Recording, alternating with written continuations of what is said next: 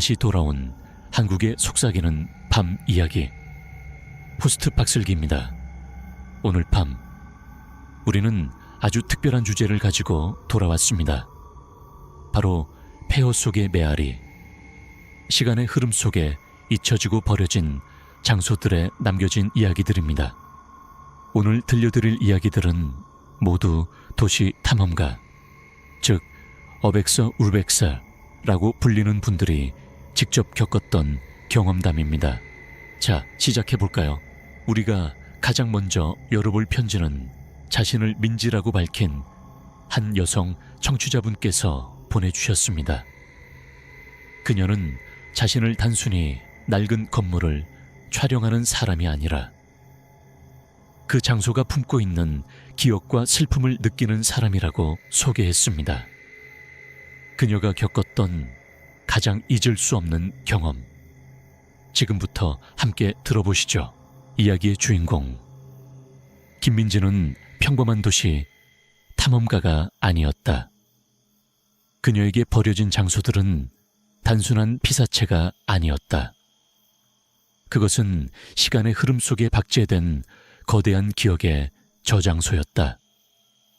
그녀는 낡은 벽에 손을 대면 그곳을 스쳐 지나갔던 사람들의 희미한 감정을, 삐걱거리는 복도를 걸으면 그들의 남겨진 발자취 소리를 들을 수 있다고 믿었다.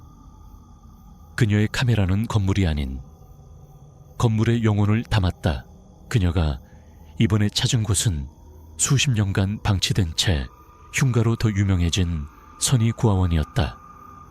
도심에서 멀리 떨어진 야산 중턱에 위치한 그곳은 마치 세상으로부터 잊혀지기를 작정한 듯 을씨년스러운 모습으로 서 있었다. 덩굴 식물이 건물의 외벽을 관처럼 휘감고 있었고, 깨진 유리창들은 텅 빈 눈동자처럼 어둠을 응시하고 있었다. 민지는 차에서 내려 카메라를 고쳐 메었다. 공기 중에는 젖은 흙과 썩은 나무의 냄새가 가득했다. 그녀는 언제나처럼 탐험을 시작하기 전 잠시 눈을 감고 그 장소의 첫 인사를 받았다. 그녀가 느낀 것은 단순한 스산함이 아니었다. 그것은 가슴을 짓누르는 깊고 차가운 슬픔이었다. 마치 수많은 어린아이들이 한꺼번에 내쉬는 한숨처럼 거대한 상실감이 그녀의 영혼을 파고들었다. 그녀는 조심스럽게 녹슨 철문을 밀고 안으로 들어섰다. 삐걱거리는 소리가 정적을 날카롭게 갈랐다. 고아원의 앞마당은 잡초가 무성했다. 아이들이 뛰어놀았을 공터는 이제 야생의 영역이 되어 있었다. 그녀의 눈길을 사로잡은 것은 한 구석에 덩그러니 남겨진 낡은 그네였다. 붉은 녹이 세운 쇠사슬에 매달린 낡은 나무 판자, 바람 한 점 불지 않는 고요한 오후였지만 그네는 아주 천천히, 마치 누군가 방금 전까지 앉아 있었던 것처럼 미세하게 앞뒤로 흔들리고 있었다. 민지는 그 광경을 카메라에 담았다. 그녀는 초자연적인 현상을 두려워하지 않았다. 오히려 그것을 그 장소가 보내는 신호라고 생각했다. 그녀는 그네를 지나쳐 낡은 현관문 앞에 섰다. 문은 굳게 잠겨 있었지만 옆에 있는 창문 하나가 깨져 있어 안으로 들어갈 수 있는 충분한 공간을 만들어주고 있었다. 그녀는 잠시 망설이다가 조심스럽게 몸을 안으로 밀어 넣었다. 건물 내부는 예상했던 것보다 훨씬 더 어두웠다. 창문으로 들어오는 희미한 빛의 의지에 그녀는 주변을 살폈다. 거대한 중앙홀에는 아이들의 작은 신발과 낡은 장난감들이 여기저기 흩어져 있었다. 마치 아이들이 아주 급하게 모든 것을 버려두고 떠난 듯한 모습이었다. 벽에서는 페인트가 종이장처럼 벗겨져 떨어지고 있었고, 천장에서는 물이 샌 자국이 거대한 지도처럼 번져 있었다. 그녀가 복도를 따라 걸어가기 시작했을 때 아주 희미한 소리를 들었다. 처음에는 바람 소리라고 생각했다. 하지만 귀를 기울이자 그것은 분명 아이들의 웃음소리였다. 까르르거리는 웃음소리가 복도 저편의 어둠 속에서 들려왔다가 이내 잦아들었다. 그녀는 심장이 살짝 내려앉는 것을 느꼈지만 발걸음을 멈추지 않았다. 그녀는 이 아이들의 이야기를 들어주러 온 것이었다. 그녀는 아이들의 웃음소리가 들려왔던 방향으로 걸어갔다. 복도 끝에는 놀이방이라는 낡은 팻말이 붙은 문이 있었다. 문을 열자 먼지가 켜켜이 쌓인 방 안의 모습이 드러났다. 색이 바랜 그림책들, 팔다리가 떨어진 인형들, 그리고 벽 사방에 붙어있는 아이들의 그림들. 민지는 방 안으로 들어서서 벽에 붙은 그림들을 하나씩 살펴보기 시작했다. 처음의 그림들은 평범했다.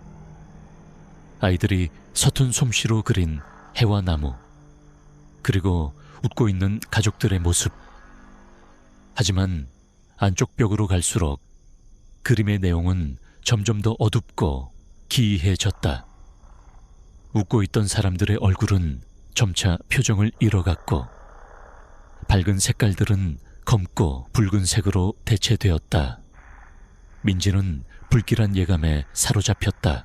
마침내 그녀는 가장 안쪽 벽에 붙어있는 한 장의 그림 앞에서 걸음을 멈췄다.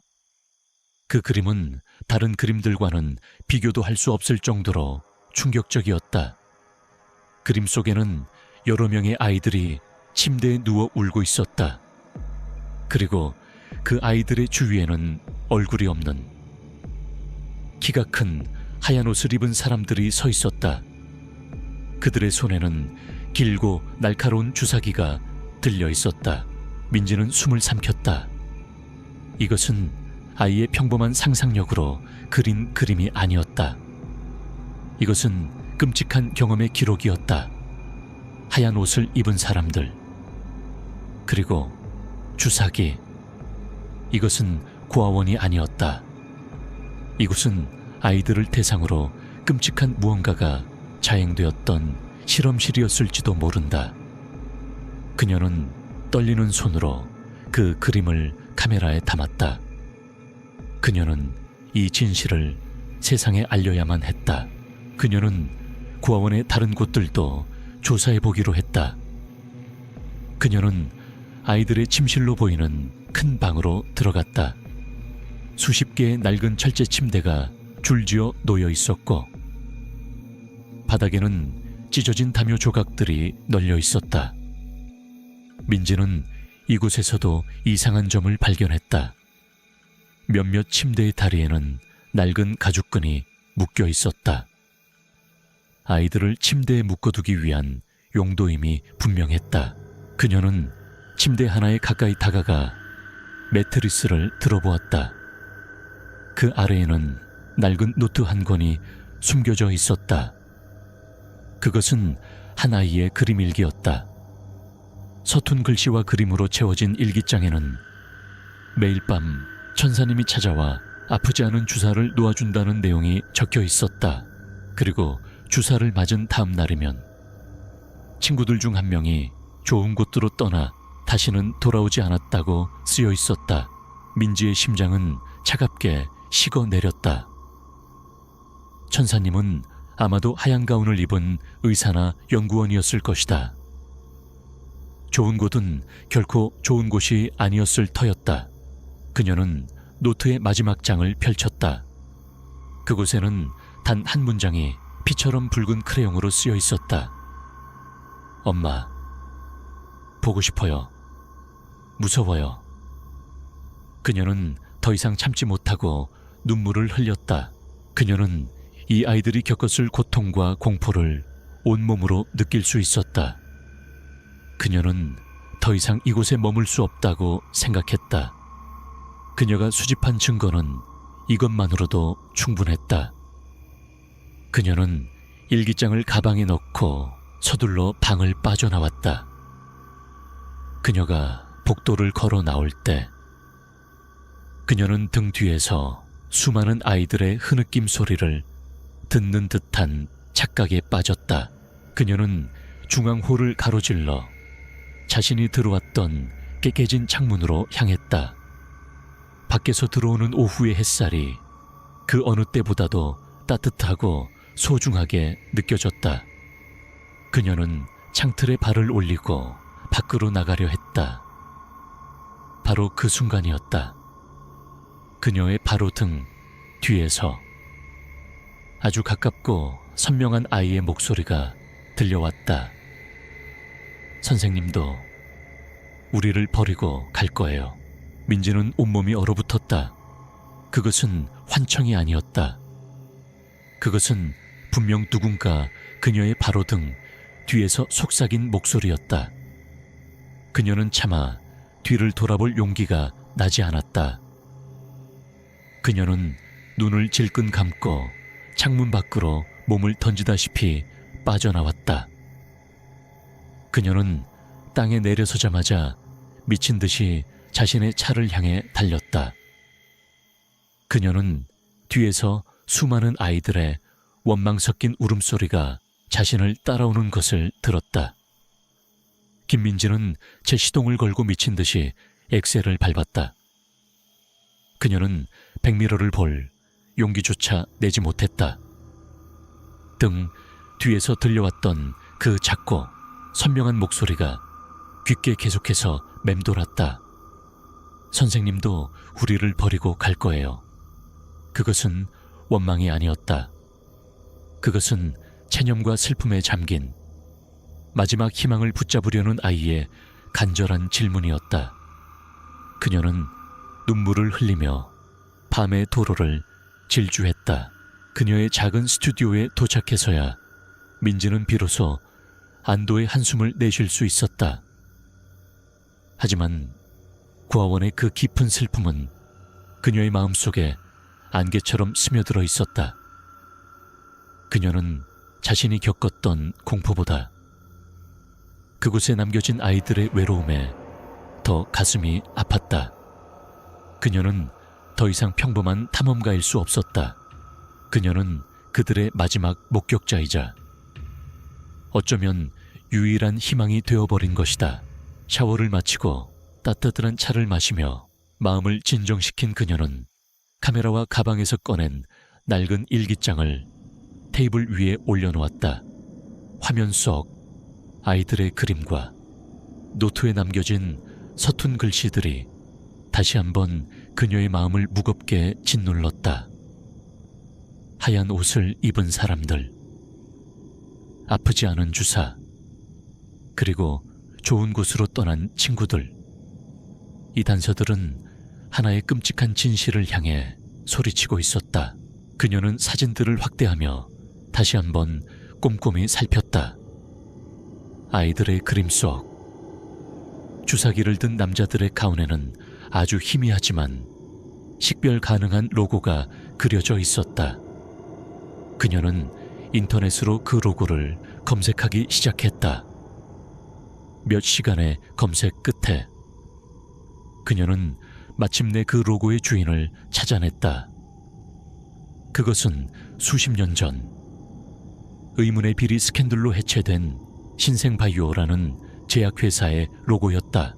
그날 밤부터 기이한 현상들은 더 이상 고아원에만 머무르지 않았다. 그것은 민지의 스튜디오까지 그녀를 따라왔다. 그녀는 작업에 집중하려 할 때마다 방구석에서 들려오는 희미한 아이들의 속삭임 소리를 들어야 했다. 때로는 책상 위에 놓아두었던 렌즈캡이 다음 날 아침에는 바닥에 떨어져 있기도 했다. 그것은 그녀를 해치려는 악의적인 현상이 아니었다. 오히려 자신들을 잊지 말아달라는 아이들의 필사적인 신호와도 같았다. 민지는 이제 확신했다. 선의 고아원에서 벌어진 일은 단순한 아동학대 사건이 아니었다. 이것은 거대한 제약회사가 고아들을 대상으로 비밀리에 자행했던 끔찍한 생체 실험이었을 가능성이 높았다. 그녀는 이 가설을 뒷받침할 더 확실한 증거를 찾아야만 했다. 그녀는 며칠 동안 도서관의 낡은 자료실과 인터넷의 과거 뉴스 아카이브를 뒤지며 시간을 보냈다. 그녀의 끈질긴 조사는 마침내 하나의 중요한 기사를 찾아냈다. 그것은 고아원이 문을 닫게 된 결정적인 계기가 되었던 화재 사건에 대한 기사였다. 공식적인 화재 원인은 노후된 전선의 누전이었지만 기사의 마지막 부분에는 화재 당시 몇몇 아이들의 행방이 묘연해졌다는 지역 주민들의 소문이 짧게 언급되어 있었다.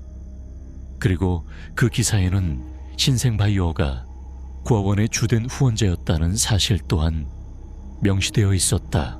모든 증거들이 신생바이오를 가리키고 있었다. 하지만 회사는 이미 수십 년 전에 사라졌고 관련된 인물들을 찾아내는 것은 거의 불가능에 가까웠다. 민지는 조사의 한계에 부딪혔다. 그녀는 자신이 무엇을 더 할 수 있을지 막막했다. 그녀는 책상에 앉아 고아원에서 찍어온 사진들을 멍하니 바라보았다. 특히 주사기를 든 남자들의 그림에서 눈을 뗄 수가 없었다. 바로 그 순간 컴퓨터 모니터가 지지직거리며 이상한 노이즈를 내기 시작했다. 그녀는 컴퓨터가 고장났다고 생각했다. 하지만 화면은 이내 안정을 되찾았고 그녀가 보고 있던 그림 사진 위에 반투명한 또 다른 이미지가 천천히 겹쳐지기 시작했다. 그것은 낡은 지도였다. 지도는 고아원에서 몇 킬로미터 떨어진 깊은 산속의 한 지점을 가리키고 있었다. 민지는 숨을 죽이고 화면을 응시했다. 지도 위의 그 지점에는 낡은 건물 한 채의 약도가 그려져 있었다. 그리고 지도의 아래쪽에는 희미한 글씨가 나타났다가 사라졌다. 우리는 여기에 있어요. 그녀의 등 뒤에서, 그리고 방 안사방에서. 그동안 희미하게만 들려오던 아이들의 속삭임이 하나의 목소리로 합쳐져 그녀의 뇌리에 선명하게 울려 퍼졌다. 도와주세요. 그녀는 온몸에 전율이 흐르는 것을 느꼈다. 아이들의 영혼이 그녀에게 마지막 단서를 보여주고 있는 것이다. 그녀는 지도가 가리키는 곳이 어디인지 알아보기 위해 인터넷 지도를 검색했다. 그곳은 바로 신생바이오가 운영했던, 지금은 완전히 폐쇄된 제2연구소의 부지였다. 아이들이 좋은 곳이라고 불렀던, 그리고 다시는 돌아오지 못했던 바로 그 장소였다. 민지는 이제 자신이 무엇을 해야 할지 분명히 알게 되었다. 아이들의 한을 풀어주기 위해서는 그들이 마지막으로 고통받았던 바로 그 지옥의 심장부로 들어가야만 했다. 그곳에 모든 진실이 잠들어 있을 터였다.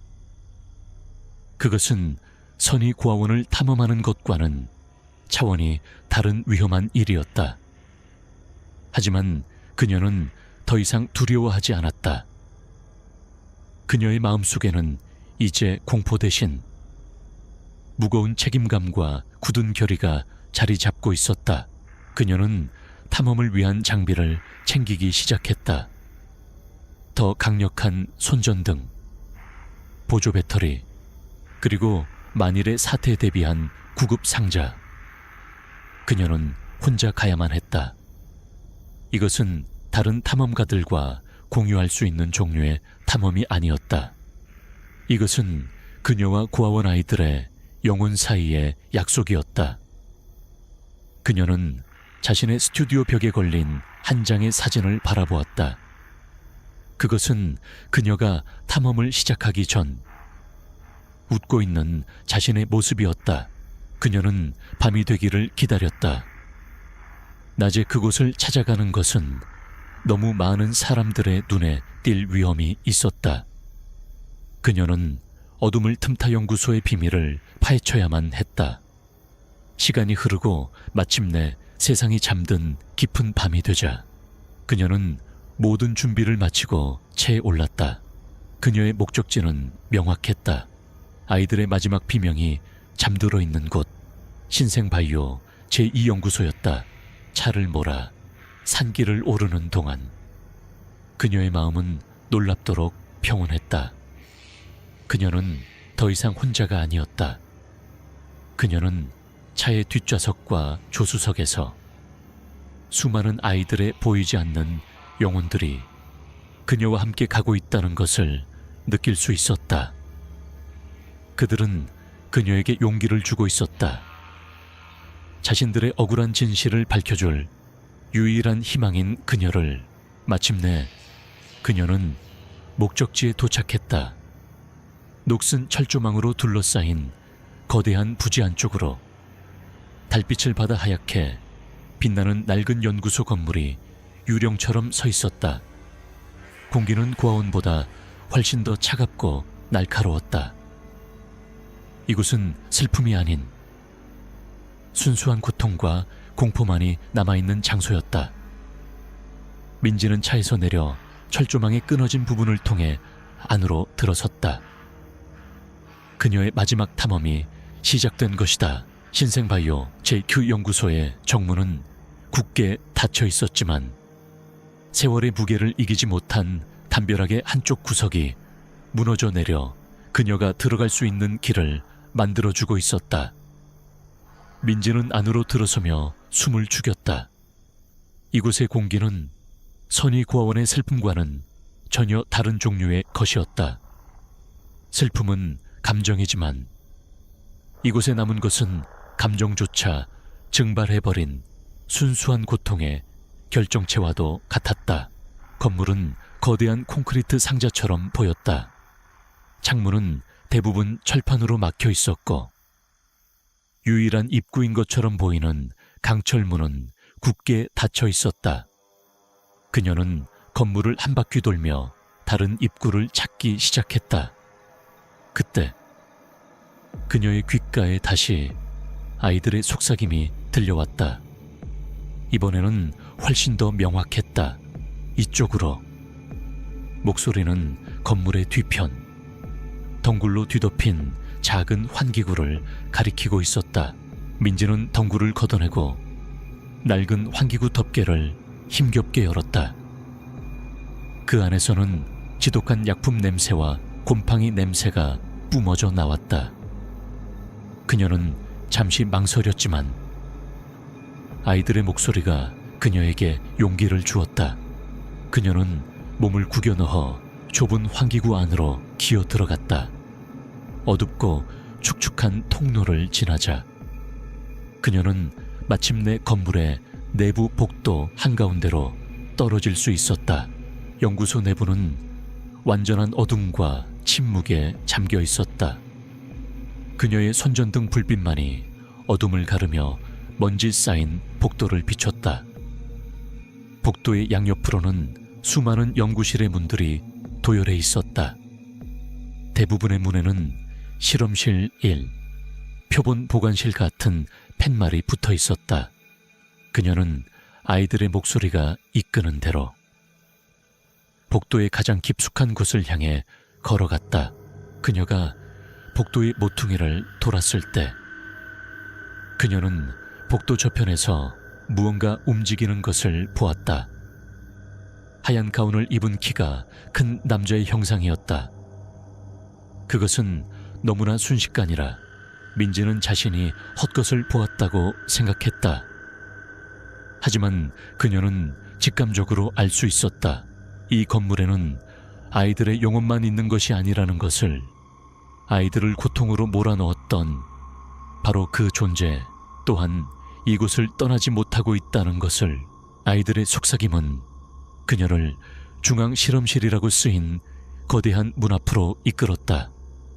문을 열자 끔찍한 광경이 그녀의 눈앞에 펼쳐졌다.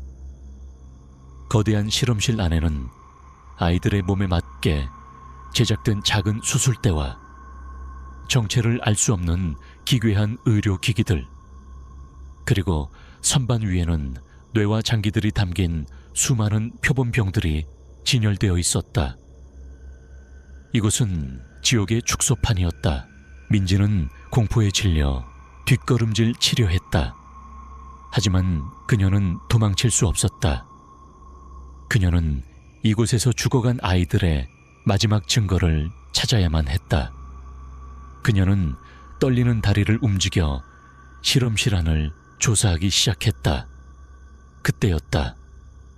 실험실의 모든 전등이 갑자기 한꺼번에 켜졌다가 격렬하게 깜빡이기 시작했다.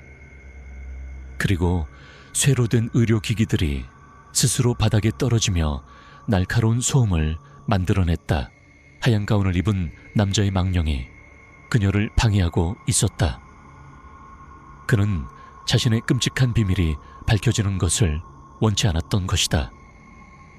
민지가 겁에 질려 주저앉으려던 순간 그녀의 귓가에 아이의 웃음소리가 들려왔다. 술래잡기다. 그 소리와 함께 선반 위의 표본병 하나가 저절로 날아가 깜빡이는 전등을 깨뜨렸다. 실험실은 다시 어둠에 잠겼고 망령의 기세도 한풀 꺾인 듯했다. 아이들의 영혼이 그녀를 지켜주고 있었다. 민지는 그 사실을 깨닫고 다시 용기를 냈다. 그녀는 손전등 불빛에 의지해 실험실 구석에 있는 작은 문을 발견했다. 그 문은 다른 문들과는 달리 굳게 잠겨 있었고 기록 보관 및 폐기실이라는 팻말이 붙어 있었다. 아이들의 목소리가 그 문 너머에 모든 것이 있다고 그녀에게 말해주고 있었다. 문은 잠겨 있었지만 옆에 작은 관찰용 유리창이 깨져 있었다. 민지는 조심스럽게 손을 집어넣어 안쪽의 잠금 장치를 풀었다. 문을 열자 불에 타다 만 서류 더미와 잿더미가 가득한 작은 방이 나타났다. 그들은 모든 증거를 불태워 없애려 했던 것이다. 민지는 절망했다. 하지만 그녀는 포기하지 않고 잿더미를 뒤지기 시작했다. 잿더미 속에서 그녀는 기적적으로 거의 불타지 않은 철제 상자 하나를 발견했다. 상자는 뜨거운 불길 속에서도 내용물을 지켜낸 듯했다. 그녀가 상자를 여는 순간 하얀 가운을 입은 망령이 분노에 찬 비명을 지르며 그녀의 바로 앞에 모습을 드러냈다. 이번에는 희미한 형체가 아니었다. 증오와 광기로 일그러진 한때 이곳의 연구소장이었을 남자의 뚜렷한 모습이었다. 망령은 그녀에게 직접적인 위해를 가할 수는 없었지만 그가 뿜어내는 차가운 증오의 에너지는 그녀의 정신을 짓누르고 육체적인 고통을 유발했다. 민지는 머리가 깨질 듯한 두통과 숨막히는 압박감의 바닥에 쓰러졌다. 망령은 그녀의 주변을 맴돌며 그녀의 공포를 즐기는 듯했다. 그는 그녀가 이곳에서 자신처럼 영원히 갇히기를 바라고 있었다. 민지는 거의 의식을 잃어가고 있었다. 그녀는 이대로 끝이라고 생각했다. 하지만 그녀의 손끝에 철제 상자 안에 서류들이 닿았다. 그녀는 마지막 힘을 다해 서류 뭉치를 움켜쥐었다. 그것은 아이들의 이름과 사진, 그리고 그들에게 자행되었던 끔찍한 실험 내용이 상세하게 기록된 환자 파일들이었다. 그녀는 떨리는 목소리로 파일의 가장 위에 있는 이름을 읽기 시작했다. 김은주. 그녀가 이름을 부르자 그녀의 옆에 작은 여자아이의 반투명한 형상이 나타났다. 아이는 더 이상 슬퍼 보이지 않았다. 아이의 눈에는 굳은 결의가 담겨 있었다. 민지는 다음 이름을 읽었다. 박민수.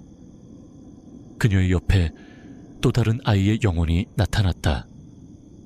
그녀가 계속해서 아이들의 이름을 하나씩 부를 때마다 아이들의 영혼들이 그녀의 주위로 모여들기 시작했다. 연구소장의 망령은 그 광경을 보고 공포에 질려 뒷걸음질 쳤다. 그는 자신이 고통 속에서 죽여왔던 희생자들이 수십 년의 세월을 넘어 자신의 눈앞에 나타나리라고는 상상조차 하지 못했던 것이다. 아이들의 영혼은 민지의 주위에 서서 자신들을 죽인 원수를 조용히, 하지만 단호하게 응시했다. 그들의 순수한 슬픔과 원한이 모여 거대한 힘을 만들어냈다. 서연, 최지훈. 민지가 마지막 이름을 부르자 수십 명의 아이들의 영혼이 그녀를 완전히 둘러쌌다. 그들의 존재감은 이제 연구소장의 아기를 압도하고 있었다. 그는 고통스러운 비명을 지르며 자신의 몸을 감쌌다. 그는 자신의 가장 큰 죄악, 즉 자신이 지워버렸다고 생각했던 아이들의 이름과 존재와 마주하게 된 것이다. 그의 형체는 아이들의 시선 속에서 점차 희미해지다가 마침내 비명과 함께 먼지처럼 사라져버렸다. 악한 존재가 사라지자 연구소를 짓누르던 끔찍한 압박감도 함께 사라졌다. 아이들의 영혼은 이제 민지를 향해 돌아섰다. 그들의 얼굴에는 더 이상 고통이나 슬픔이 없었다. 그들은 자신들의 이야기를 들어주고 자신들의 이름을 불러준 민지를 향해 환하게 웃어 보였다. 그것은 고맙다는, 그리고 이제 편히 쉴 수 있다는 마지막 인사였다. 아이들의 형체는 하나둘씩 빛의 입자가 되어 조용히 사라졌다. 모든 것이 끝나자 동쪽에 깨진 창문으로 새벽의 첫 햇살이 들어오고 있었다. 민지는 철제 상자를 가슴에 꼭 껴안은 차에 자리에 주저앉아 한참을 울었다. 그녀는 해냈다. 그녀는 아이들과의 약속을 지켰다. 며칠 후 익명의 제보자에 의해 신생바이오와 선의고아원의 끔찍한 진실이 담긴 파일들이 한 대형 언론사에 전달되었다. 세상은 발칵 뒤집혔고 늦었지만 아이들을 위한 진상규명 작업이 시작되었다. 민지 씨의 이야기는 여기서 끝납니다. 그녀는 그날 이후로도 계속해서 버려진 장소들을 찾아다닌다고 합니다. 하지만 이제 그녀는 더 이상 혼자가 아니라고 합니다. 그녀는 자신이 어딜 가든 그날 그녀가 구해주었던 아이들이 항상 자신을 지켜보고 있다는 것을 느낄 수 있다고 하네요. 어떤 장소는 그 안에 담긴 기억이 너무나도 고통스러워서 누군가 자신의 이야기를 들어줄 때까지 영원히 비명을 지릅니다. 어쩌면 가장 용감한 행동은 그 비명에 귀를 기울여주는 것일지도 모르겠습니다. 지화교도소의 첫 번째 이야기, 선의고아원의 자장가였습니다. 잠시 후 두 번째 이야기로 돌아오겠습니다. 어떤 장소는 그 안에 담긴 기억이 너무나도 고통스러워서 누군가 자신의 이야기를 들어줄 때까지 영원히 비명을 지릅니다. 어쩌면 가장 용감한 행동은 그 비명에 귀를 기울여주는 것일지도 모르겠습니다. 민지 씨의 용기에 다시 한번 감사드립니다. 이번에 들려드릴 이야기는 자신을 성호라고 밝힌 한 엔지니어 출신 탐험가께서 보내주셨습니다. 그는 자신을 유령이나 초자연적인 현상을 믿지 않는 철저한 현실주의자라고 라고 소개했습니다. 그에게 버려진 장소는 슬픈 기억의 공간이 아닌 잊혀진 기술과 붕괴의 미학을 간직한 거대한 박물관이었습니다.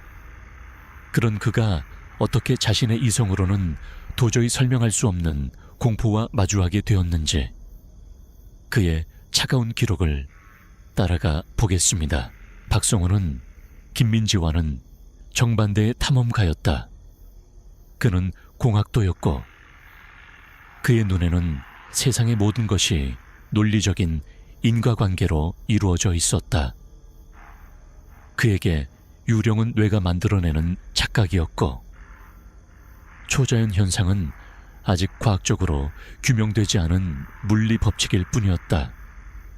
그는 낡은 건물에서 슬픔이 아닌 부식의 화학작용과 구조역학의 붕괴 과정을 보았다. 그의 카메라는 감정이 아닌 사실을 기록했다. 그의 이번 탐험 목적지는 남해의 한 외딴 섬에 위치한 국립정신병원이었다. 수십 년 전 폐쇄된 그곳은 한때 가장 위험한 정신질환자들을 격리 수용했던 곳으로 육지에서는 배를 타야만 닿을 수 있는 완벽한 고립의 공간이었다. 성우는 그곳에 남아있을 70년대의 낡은 의료 장비와 통제 시스템의 잔해를 기록하기 위해 작은 보트를 빌려 홀로 섬으로 향했다. 섬에 첫 발을 내디뎠을 때 그를 맞이한 것은 스산한 바닷바람과 갈매기들의 울음소리뿐이었다. 섬의 중앙에는 거대한 콘크리트 건물이 흉터처럼 자리 잡고 있었다. 미학적인 고려는 전혀 없이 오직 기능과 통제만을 위해 지어진 전형적인 브루탈리즘 양식의 건축물이었다. 성호는 그 압도적인 위압감에 오히려 흥미를 느꼈다. 그는 자신의 첨단 장비들을 점검하며 건물로 다가갔다. 그의 장비는 언제나 최상급이었다.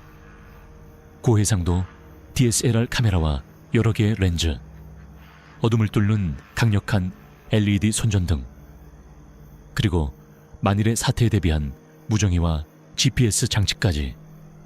그는 기술의 힘을 믿었고 기술은 언제나 그를 안전하게 지켜주었다. 그는 사가버린 자물쇠를 부수고 건물 안으로 들어섰다. 내부는 예상대로 조용하고 어두웠다. 성우는 계획대로 탐험을 시작했다. 그는 1층의 일반 병동부터 시작해 복도와 병실의 모습을 체계적으로 카메라에 담았다. 벗겨진 페인트 조각, 녹슨 침대 프레임, 그리고 바닥에 흩어진 낡은 환자복들. 그는 모든 것을 꼼꼼하게 기록했다. 그의 눈에는 어떤 공포도 없었다. 오직 잊혀진 공간을 발견한 지적인 희열만이 존재했다. 몇 시간을 탐험한 끝에 그는 건물의 가장 깊숙한 곳, 바로 중증 환자들을 위한 특별 격리 병동에 도착했다. 이곳은 다른 곳들과는 비교도 할 수 없을 정도로 삼엄한 구조로 되어 있었다. 두꺼운 강철문과 좁은 복도, 그리고 감식 카메라의 잔해들. 성우는 이곳이야말로 이 병원의 심장부였을 것이라고 생각하며 무거운 강철문을 밀고 안으로 들어섰다. 바로 그 순간이었다. 모든 것이 암전되었다. 그의 손에 들려있던 강력한 LED 손전등이 아무런 예고 없이 꺼졌다. 그는 반사적으로 허리에 차고 있던 보조 손전등을 켰지만 그것 역시 작동하지 않았다. 당황한 그는 자신의 핸드폰을 꺼내 들었다. 하지만 핸드폰 역시 배터리가 가득 차 있었음에도 불구하고 마치 벽돌처럼 먹통이 되어 있었다. 뭐지? 그는 혼잣말을 내뱉었다. 그는 자신의 모든 장비가 동시에 고장 났다는 사실을 믿을 수 없었다. 그는 무정의를 꺼내 전원 버튼을 눌렀지만 들려오는 것은 희미한 잡음뿐이었다. 외부와의 유일한 연락, 수단마저 끊겨버린 것이다. 그는 순식간에 첨단 기술로 무장한 탐험개서, 어둠 속에 갇힌 무력한 인간이 되어버렸다. 그의 머릿속은 빠르게 회전하기 시작했다. 강력한 전자기파 혹은 섬의 지질학적 특성으로 인한 자기장 이상, 그는 자신이 알고 있는 모든 과학적 지식을 동원해 이 현상을 설명하려 애썼다. 하지만 그의 이성은 지금 그가 처한 절대적인 어둠과 고립이라는 현실 앞에서 아무런 힘을 발휘하지 못했다. 그는 처음으로 자신의 기술이 통하지 않는 상황에 부딪혔다. 그는 다행히 가방 안에 넣어두었던 오래된 화학 발광 스틱 몇 개를 가지고 있었다. 그는 발광 스틱 하나를 부러뜨렸다. 희미한 녹색 빛이 주변을 비추자 그는 잠시나마 안도감을 느꼈다. 하지만 그 빛은 너무나도 약해서 오히려 주변의 어둠을 더욱 깊고 거대하게 만들 뿐이었다. 그는 자신의 기술과 이성이 얼마나 보잘것없었는지를 깨달았다. 그는 일단 이곳을 벗어나기로 결정했다. 하지만 칠흑 같은 어둠 속에서 방향을 잡는 것은 거의 불가능에 가까웠다. 병원의 복도는 미로처럼 복잡하게 얽혀 있었고 희미한 발광 스틱의 빛만으로는 자신이 어디에 있는지조차 파악하기 힘들었다. 그는 벽을 더듬으며 자신이 들어왔던 길을 기억해내려 애썼다. 얼마나 헤맸을까. 그는 무언가 이상한 소리를 듣기 시작했다. 그것은 사람의 소리나 동물의 소리가 아니었다. 귀뚜라미 소리 같기도 하고 혹은 오래된 라디오에서 나는 것 같기도 한 아주 높은 주파수의 기계음 같은 소리였다. 그 소리는 특정한 방향 없이 마치 그의 머릿속에서 직접 울리는 것처럼 그의 주변을 맴돌았다. 소리와 함께 기묘한 감각이 그를 덮쳤다. 공기 중에 정전기가 가득 찬 것처럼 피부가 따끔거렸고 대기압이 급격하게 낮아진 것처럼 귀가 먹먹해졌다. 그는 이것이 단순한 현상이 아니라 어떤 존재가 내뿜는 영향력이라는 것을 직감하기 시작했다. 그의 합리적인 사고방식이 정체 모를 위협 앞에서 흔들리기 시작했다. 그는 필사적으로 출구를 찾아 헤맸다. 마침내 그는 복도 끝에서 희미한 빛이 새어나오는 문을 발견했다. 밖으로 나가는 비상구라고 생각한 그는 모든 힘을 다해 그곳으로 달려갔다. 하지만 문은 안에서 잠긴 것처럼 꼼짝도 하지 않았다. 그는 좌절감의 주먹으로 문을 내리쳤다. 젠장! 그의 외침이 복도에 울려 퍼졌다. 그리고 그 순간 그의 등 뒤, 그가 달려왔던 어두운 복도 저편에서 무언가가 그의 외침에 응답했다. 그것은 소리가 아니었다. 어둠 속에서 거대한 푸른 섬광이 터져나왔다.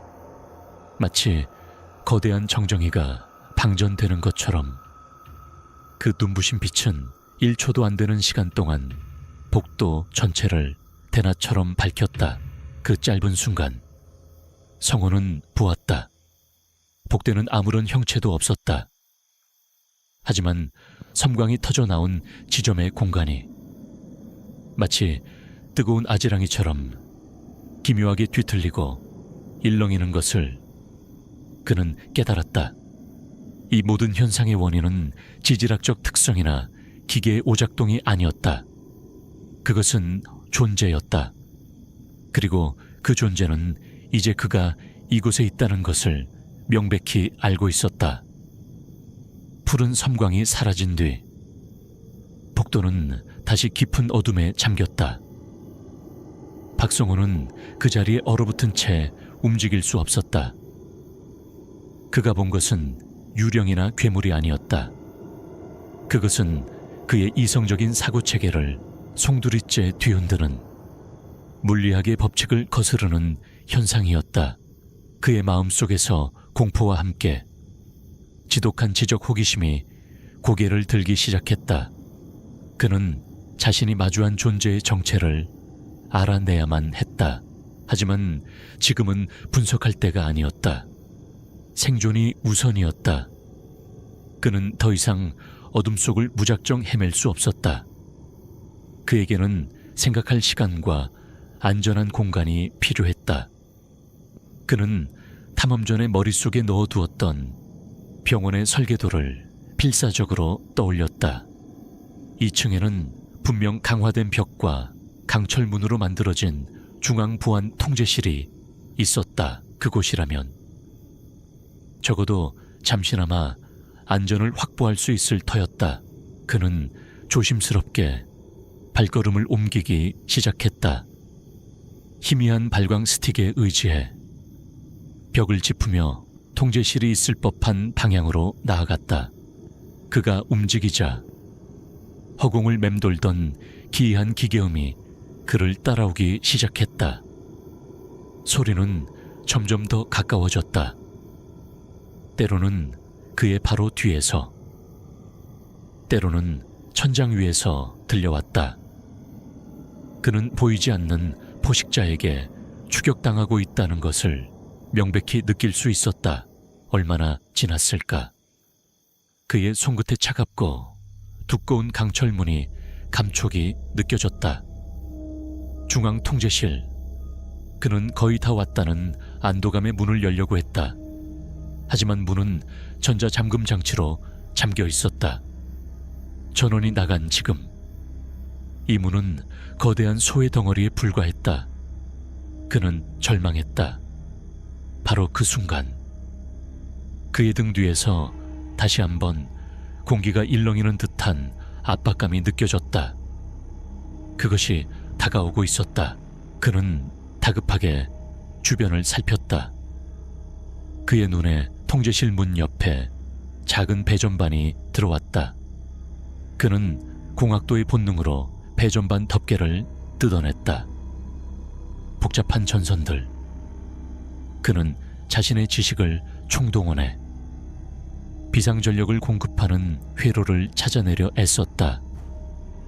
그는 주머니에 있던 작은 멀티툴로 전선 몇 가닥을 잘라내고 그것들을 아슬아슬하게 직접 연결했다. 작은 스파크가 튀면서 통제실 문 위에 작은 비상등이 희미하게 켜지고 잠금 장치가 풀리는 둔탁한 소리가 들렸다. 그는 재빨리 문을 열고 안으로 뛰어 들어갔다. 그리고는 자신의 등 뒤에서 무언가가 빠르게 다가오는 것을 느끼며 온 힘을 다해 강철문을 닫았다. 그는 문의 등을 기댄 채 거친 숨을 몰아쉬었다. 일단은 안전했다. 통제실 내부는 수많은 모니터와 제어판으로 가득했지만 모두 죽은 듯이 조용했다.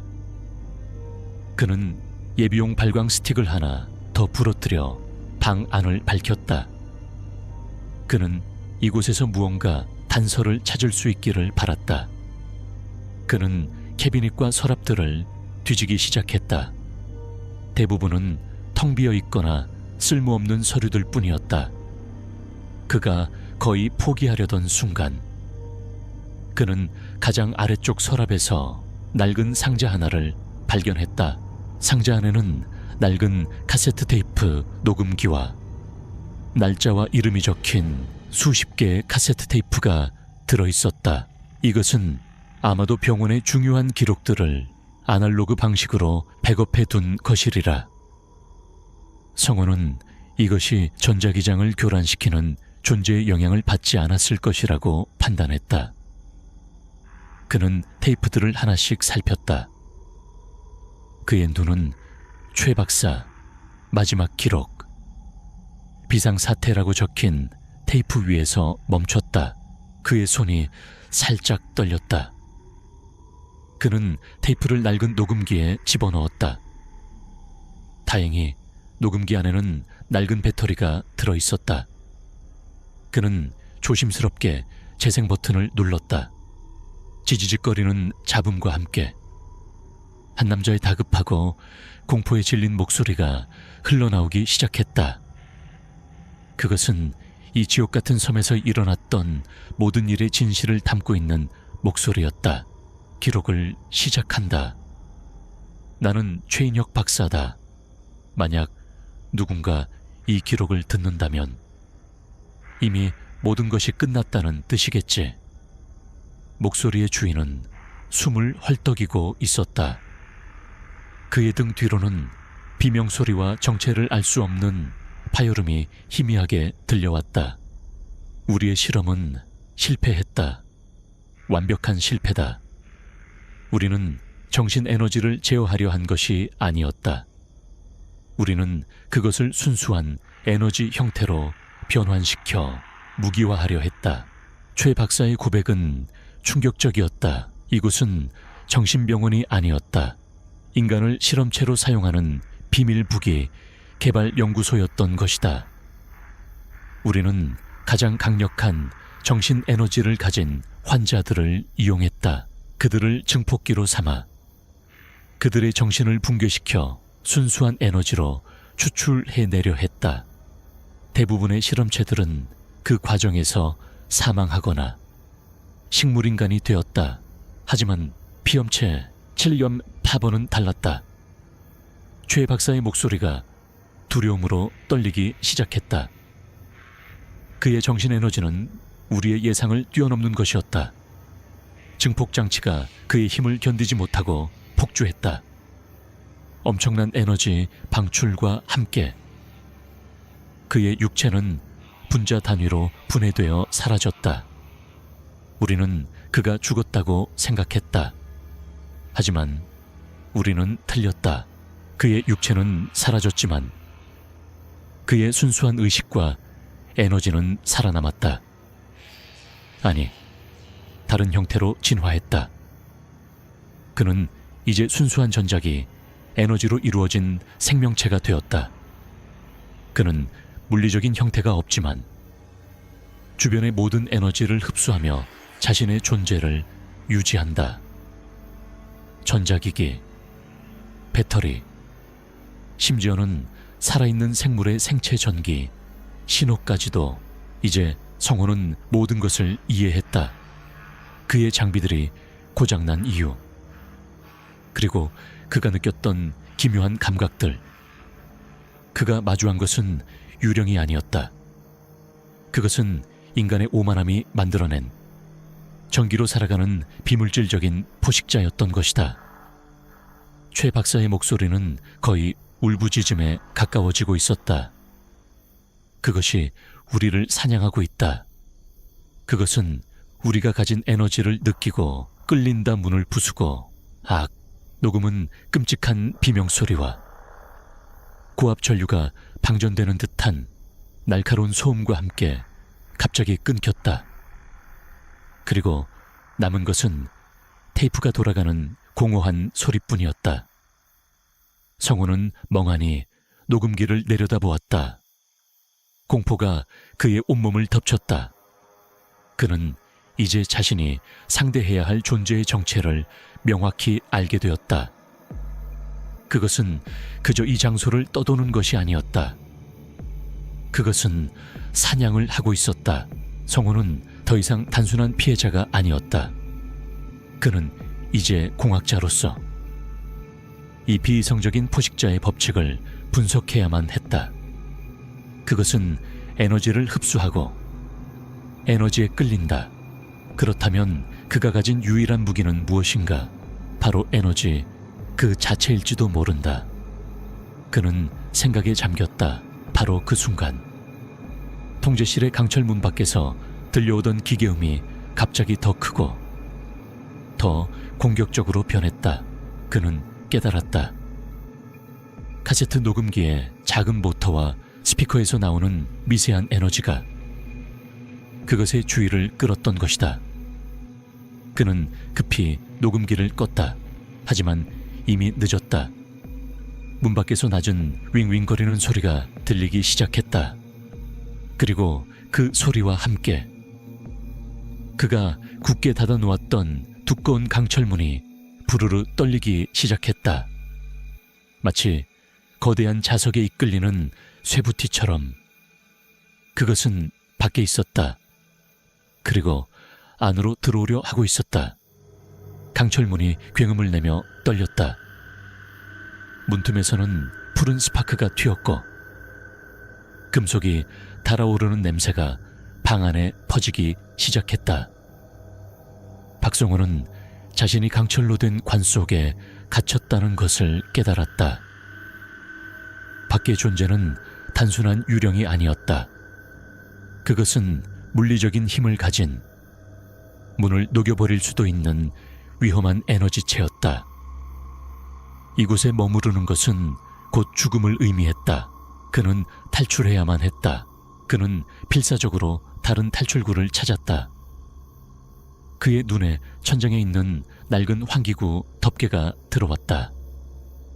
좁고 위험해 보였지만 지금 그에게 선택의 여지는 없었다. 그는 책상 위로 올라가 낡은 덮개를 뜯어냈다. 먼지가 폭포수처럼 쏟아져 내렸다.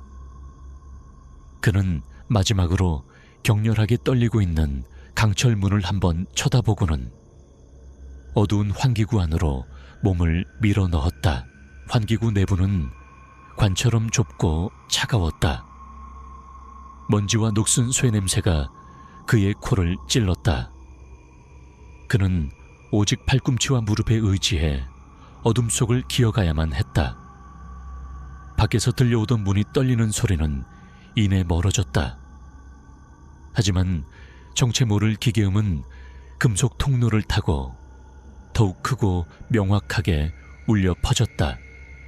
그는 마치 거대한 괴물의 내장 속을 기어가는 듯한 끔찍한 기분에 사로잡혔다.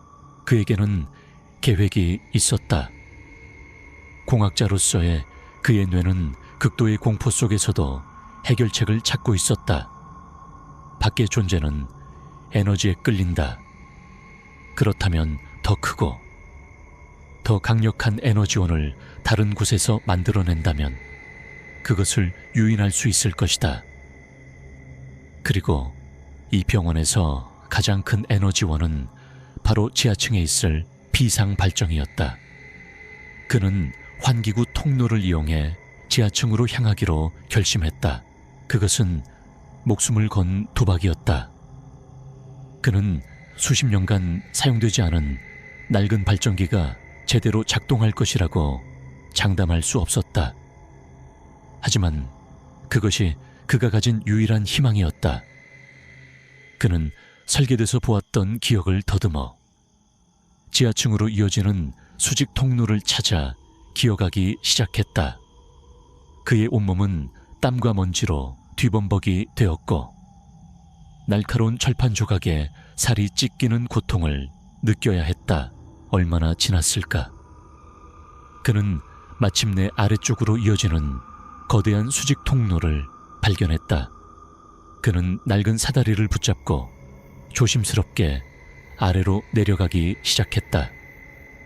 그가 통로의 중간쯤 내려왔을 때였다. 바로 아래쪽의 어둠 속에서 푸른 섬광이 번쩍였다. 그것이 그를 찾아낸 것이다. 그는 심장이 멎는 듯 했지만 공포를 억누르고 더욱 빠르게 아래로 내려갔다. 그는 마침내 지하층의 환기구 출구에 도착했다. 그는 덮개를 걷어차고 바닥으로 뛰어내렸다. 지하층은 물이 발목까지 차오른 축축하고 거대한 미로와도 같았다. 사방에는 정체를 알 수 없는 낡은 기계들과 파이프들이 거미줄처럼 얽혀 있었다. 그는 발전기실을 찾아 어둠 속을 헤매기 시작했다. 그의 뒤에서는 정체 모를 존재가 빠르게 그를 추격해오고 있었다. 그것의 존재감은 지상에서보다 훨씬 더 강렬했다. 그것은 마치 물 만난 고기처럼 습기 가득한 지하 공간을 자유자재로 이동하는 듯했다. 푸른 섬광이 복도 저편에서 계속해서 번쩍였고 공기를 찢는 듯한 날카로운 파열음이 그의 고막을 괴롭혔다. 성호는 거대한 기계 뒤에 몸을 숨기며 그것이 지나가기를 기다렸다. 그는 거의 포기할 뻔했다. 하지만 그는 살아남아야만 했다. 그는 이곳에서 죽을 수 없었다. 그는 다시 한번 힘을 내어 발전기실이라고 표시된 낡은 팻말을 향해 달려갔다. 마침내 그의 눈앞에 거대한 강철문이 나타났다. 비상 발전기실. 그는 녹슨 문손잡이를 잡고 온 힘을 다해 돌렸다. 다행히 문은 잠겨있지 않았다. 발전기실 내부는 거대한 디젤 발전기가 방의 대부분을 차지하고 있었다. 수십 년간 방치된 기계는 붉은 녹으로 뒤덮여 있었지만 성호의 눈에는 그것이 마치 고대의 구원자처럼 보였다. 그는 문을 닫고 발전기를 되살리기 위한 사투를 시작했다. 그는 자신의 공학 지식을 총동원하여 낡은 기계를 점검하기 시작했다. 그는 먼저 연료 탱크를 확인했다. 다행히 탱크 안에는 오래되어 끈적끈적해진 디젤 연료가 소량 남아 있었다. 그는 연료 라인을 막고 있는 불순물들을 제거하고 굳어버린 엔진 오일을 닦아냈다. 그의 손은 기름과 녹으로 새까맣게 변했지만 그는 멈추지 않았다. 그의 머릿속에는 오직 살아야 한다는 생각뿐이었다. 그가 필사적으로 작업하는 동안 밖의 존재는 마침내 발전기실을 찾아냈다. 강철문이 다시 한번 격렬하게 떨리기 시작했다. 문틈으로 새어 들어오는 푸른빛이 점점 더 강렬해졌다. 성우는 시간이 얼마 남지 않았다는 것을 알았다. 그는 마지막으로 낡은 점화 회로를 점검하고 수동 시동 장치를 잇는 힘껏 잡아당겼다. 쿨럭, 쿨럭. 낡은 엔진이 몇 번 기침을 하더니 이내 잠잠해졌다. 실패였다.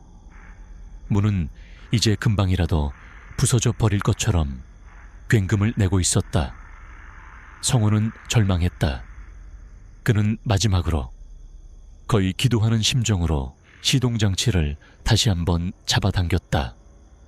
그의 모든 희망과 생존에 대한 의지를 실어서 그 순간 기적이 일어났다. 구르르릉, 쾅쾅쾅. 거대한 엔진이 마침내 잠에서 깨어나 천지를 진동시키는 굉음과 함께 작동하기 시작했다. 수십 년간 잠들어 있던 발전기가 다시 심장을 울리기 시작한 것이다. 발전기실에 낡은 비상등들이 하나둘씩 깜빡이며 켜지기 시작했고 세상은 다시 빛을 되찾았다. 성공의 기쁨도 잠시. 그는 자신의 앞에 펼쳐진 광경에 숨을 삼켰다. 발전기실의 문은 이미 반쯤 녹아내려 있었고 그 너머에는 분노로 소용돌이치는 거대한 에너지의 소용돌이가 서 있었다. 비엄체 7214번의 망령이었다.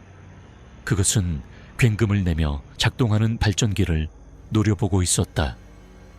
그 거대한 에너지원에 끌려온 것이다. 성우는 자신이 만들어낸 함정의 한가운데에 갇혀버렸다.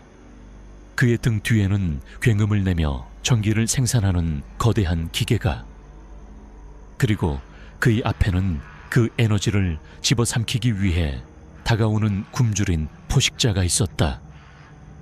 그는 자신의 손으로 괴물을 유인했지만 이제 그 자신도 함께 괴물의 먹이가 될 위기에 처한 것이다. 굉음과 빛, 그리고 열기. 박성호는 거대한 에너지의 폭풍 한가운데에 갇혔다.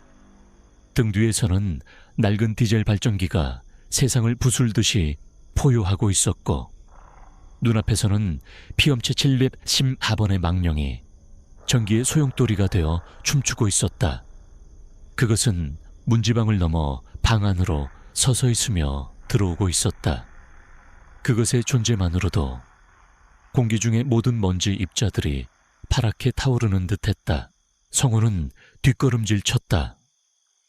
그는 지금 자신이 살아있는 에너지원과 죽은 에너지원 사이에 끼어 있다는 것을 알았다. 망령은 분명 발전기의 거대한 에너지에 끌렸지만 동시에 그의 몸에서 나오는 미세한 생체 전기 신호 또한 놓치지 않고 있었다. 그는 이 자리에서 한 발짝이라도 잘못 움직인다면 양쪽의 에너지에 의해 찢겨져 버릴 터였다. 하지만 그의 엔지니어로서의 냉철한 관찰력은 극도의 공포 속에서도 작동하고 있었다. 그는 망령의 움직임에서 이상한 점을 발견했다. 그것은 발전기를 향해 곧장 돌진하지 않았다. 오히려 거대한 에너지 앞에서 주춤거리며 마치 과식한 포식자처럼 불안정하게 요동치고 있었다. 그것이 발전기에 가까워질수록 그것의 형태는 더욱 격렬하게 일그러졌다. 그 순간 성우는 모든 것을 깨달았다. 그는 추에 박사의 녹음 내용을 떠올렸다.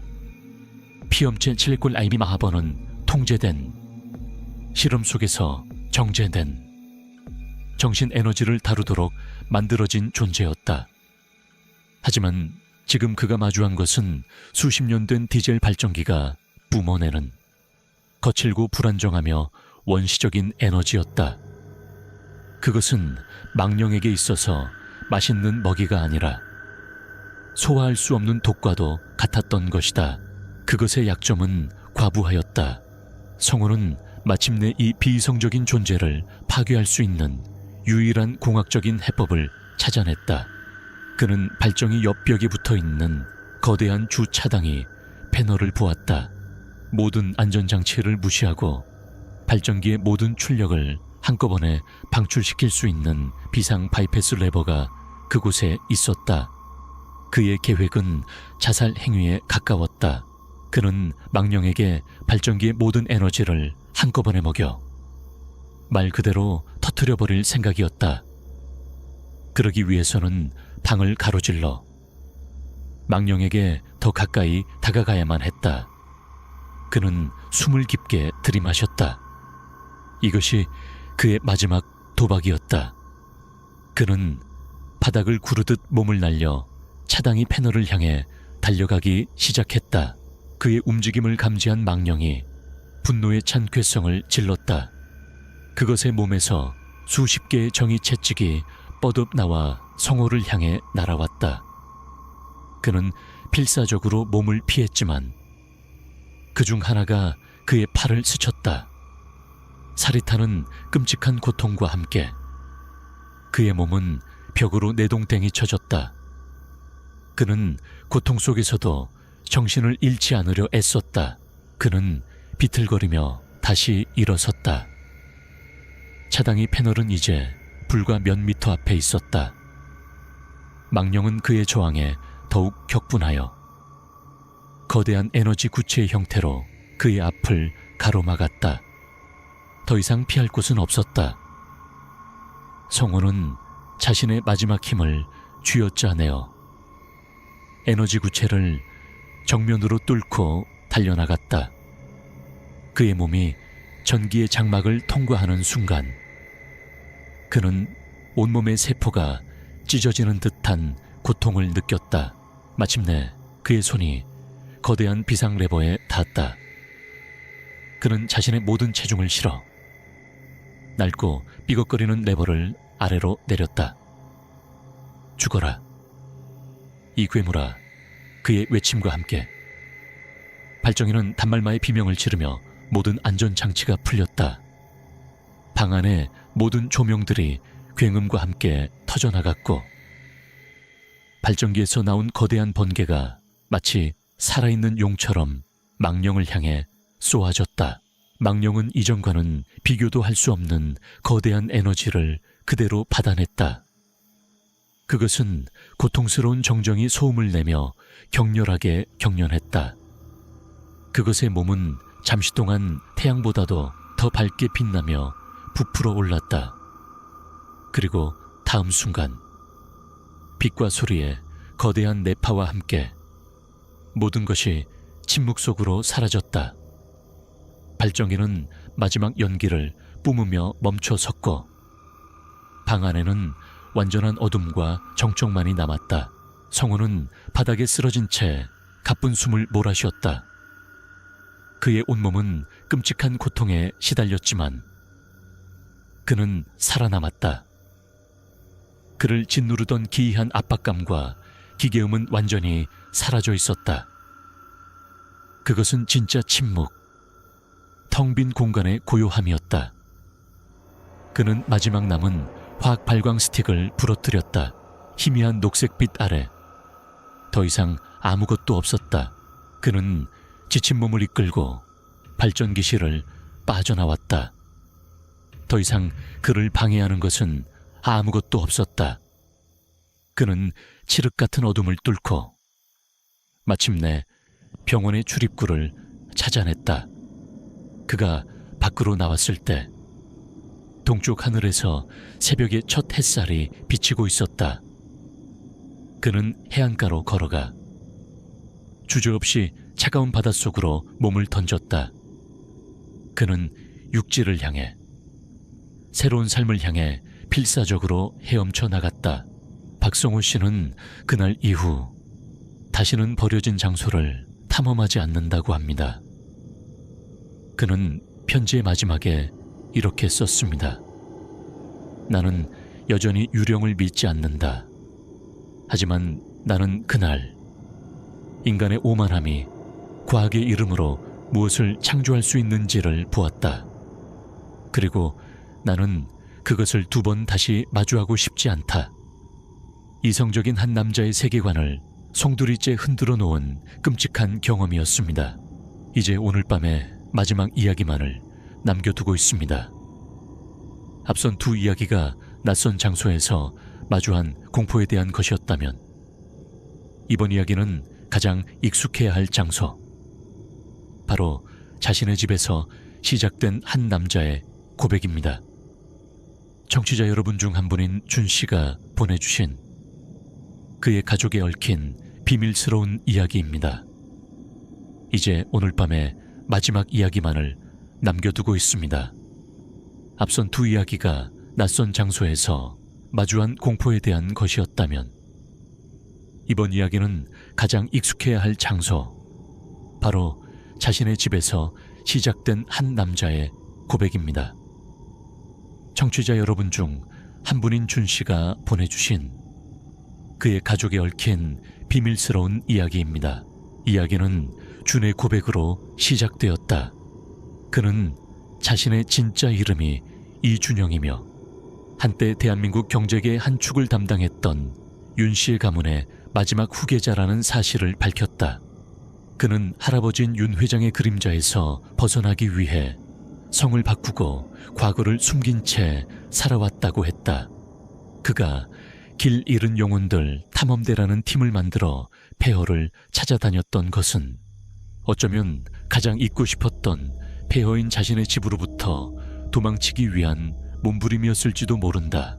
그랬던 그가 수십 년 만에 다시 그 저주받은 집으로 돌아가야만 했던 이유는 한 통의 법률 통지서 때문이었다. 할아버지의 유언장에 명시된 특정 서류를 기한 데에 찾아오지 못하면 가문의 모든 재산과 그 안에 숨겨진 비밀들이 영구를 주장하는 한 기업의 손에 넘어가 영원히 묻히게 될 것이라는 내용이었다. 그는 더 이상 도망칠 수 없었다. 그는 자신의 과거와 정면으로 마주해야만 했다. 그는 수십 년 만에 자신의 옛집 윤씨 가문의 저택 앞에 섰다. 어릴 적 기억 속에 웅장하고 아름다웠던 서양식 저택은 이제 흉물스러운 모습으로 변해 있었다.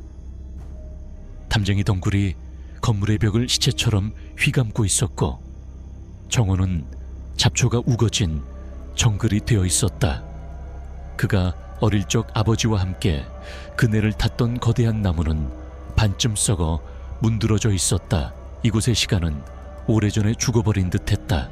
주는 삐걱거리는 대문을 열고 안으로 들어섰다. 현관홀에 들어서는 순간 그는 어린 시절 자신을 짓눌렀던 그 특유의 압박감을 다시 느낄 수 있었다. 먼지와 곰팡이 냄새 사이로 할아버지의 시가 냄새와 위스키 냄새가 희미하게 섞여 있는 듯 했다. 그는 거대한 중앙 계단을 올려다 보았다. 어릴 적 할아버지의 호출을 받으면 공포에 떨며 올라가야 했던 바로 그 계단이었다. 그가 과거의 기억에 잠겨 있을 때였다. 내 놈이 여긴 어쩐 일이냐. 귀를 찢는 듯한 고함 소리가 홀 전체에 울려 퍼졌다. 그것은 분명 돌아가신 할아버지의 목소리였다. 주는 소리가 들려온 2층을 향해 고개를 들었지만 그곳에는 아무도 없었다. 하지만 그는 알 수 있었다. 할아버지는 죽어서도 이 집을 떠나지 않고 자신의 왕국을 지키고 있다는 것을. 그 순간 2층의 서재문이 쾅 하고 저절로 닫혔다. 그리고 벽에 걸려있던 할아버지의 거대한 초상화가 바닥으로 떨어져 박살이 났다. 이것은 환영이 아니었다. 이것은 침입자를 몰아내려는 명백한 경고였다. 할아버지의 영혼은 살아생전과 똑같이 오만하고 폭력적이었다. 그는 자신의 영역에 발을 들인 그 누구도 용납하지 않을 터였다. 주는 공포에 질려 뒷걸음질 쳤다. 하지만 그는 도망칠 수 없었다. 그는 이곳에 온 목적을 이루어야만 했다. 그는 조심스럽게 거실로 발걸음을 옮겼다.